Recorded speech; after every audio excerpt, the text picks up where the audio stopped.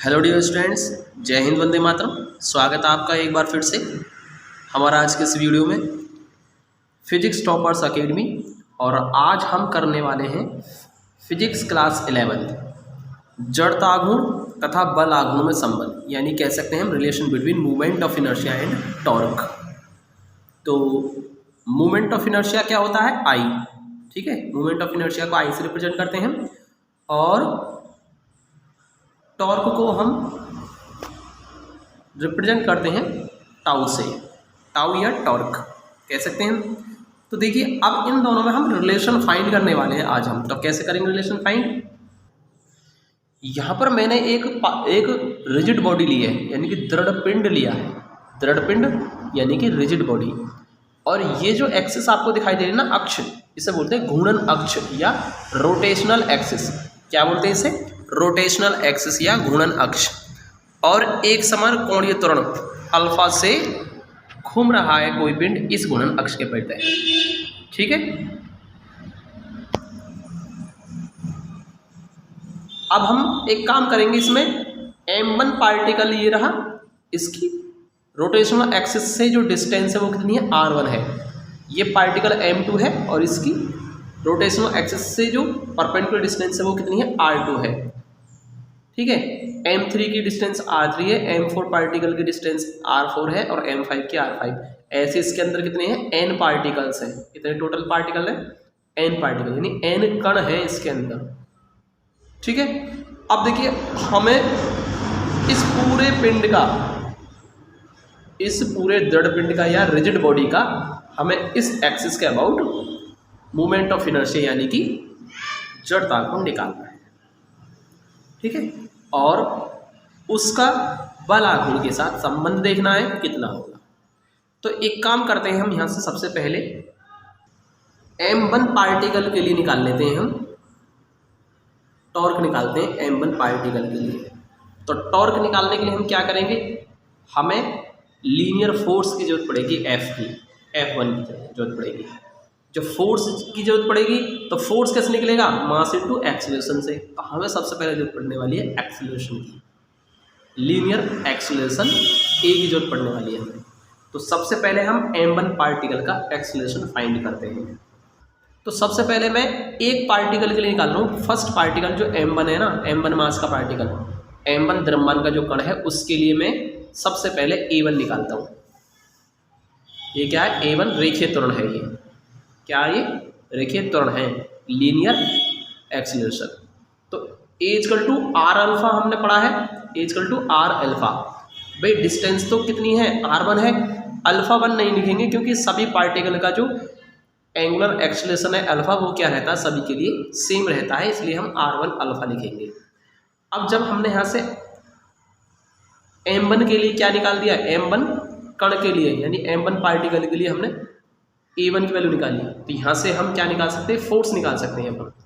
तो मान लीजिए उसका फोर्स कितना है? F1 है। तो कितना होगा? m1 × a1, या m1 और a1 की वैल्यू क्या है? r1 alpha.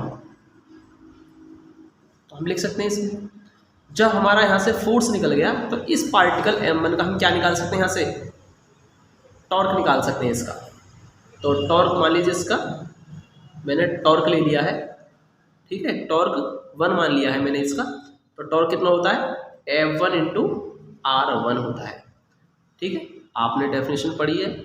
ठीक है, डेफिनेशन आपको बता दी गई है पहले ही, और आपने फॉर्मूला पढ़ा है टॉर्क का, F × r, यानी फोर्स इनटू परपेंडिकुलर डिस्टेंस। तो F1 × r1। अब यहाँ से हम F1 की वैल्यू जो ऊपर निकाली हमने, m1 r1 alpha, m1 r1 alpha into क्या हो जाएगा? ये r1 है। तो यहाँ से टॉर्क 1 जो निकलेगा m1 r1 स्क्वायर अल्फा निकलेगा भाई। तो ये पार्टिकल m1 के लिए फाइंड कर दिया मैंने, टॉर्क फाइंड कर लिया, torque 1 m1 r1 square alpha. तो सिमिलरली, यानी कि इसी प्रकार अब हम और particle m2, m3, m4, m5 सभी के लिए करेंगे। तो कैसे कर देंगे? इसी की तरह लिख देंगे हम, बार बार फाइंड करने की जरूरत नहीं है, हम इसी की तरह लिख देंगे। टॉर्क 2 जो हो जाएगा पार्टिकल m2 के लिए। ठीक है, m2 द्रव्यमान के कण के लिए जो टॉर्क 2 निकल के आएगा उसकी वैल्यू क्या आएगी? m2r2 स्क्वायर अल्फा आ जाएगी। इसी तरीके से हम तीसरे पार्टिकल m3 के लिए करेंगे तो m3r3 स्क्वायर अल्फा। इसी तरीके से अगर हम और भी पार्टिकल के लिए फाइंड करना चाहें तो हम कर सकते हैं। अब हमको करना क्या है, हमें तो इस पूरी बॉडी का करना है टॉर्क फाइंड, ठीक है। तो पूरी बॉडी के लिए क्या करेंगे, हम जितने भी torque 1, torque 2, torque 3, torque 4, torque 5 dot dot dot dot ये जितने भी आ रहे हैं हमारे अलग अलग पार्टिकल के लिए, सभी के लिए क्या कर देंगे, ऐड कर देंगे पूरी बॉडी के लिए हम। तो पूरी बॉडी के लिए क्या करेंगे, ऐड कर देंगे हम। तो देखिए हमने m1 के लिए फाइंड कर लिया टॉर्क 1, m2 के लिए टॉर्क 2, m3 के लिए टॉर्क 3, इसी तरीके से टॉर्क 4, टॉर्क 5 सभी पार्टिकल जितने भी पार्टिकल है n पार्टिकल है, n पार्टिकल के लिए फाइंड कर लेंगे अलग अलग, ठीक है। और उनको टोटल कर देंगे, सम कर देंगे, टोटल सम कर देंगे तो पूरी बॉडी का टॉर्क फाइंड हो जाएगा, ठीक है। तो पूरी बॉडी के लिए पूरी बॉडी का टॉर्क क्या मान लिया मैंने, ठीक है, ये मान लिया टॉर्क मान लिया मैंने। तो कितना हो जाएगा, torque 1 plus torque 2 plus torque 3। अब पूरी बॉडी के लिए सबको क्या कर देंगे, हम सबको ऐड कर देंगे। तो टॉर्क 1 की वैल्यू क्या है वैसे, m1r1 स्क्वायर अल्फ़ा, इसकी वैल्यू है m2r2 स्क्वायर अल्फ़ा, ये है आपकी m3, ठीक है, r3 square alpha plus dot dot dot बाकी पार्टिकल के लिए प्लस कर देंगे। तो देखिए यहाँ से हमारा अल्फ़ा जो आ रहा है सभी में कॉमन है, तो कॉमन कर देंगे अल्फ़ा को, m1r1 square plus m2r2 square plus m3 और r3 square plus dot dot dot dot बाकी सबको हमने प्लस कर दिया है।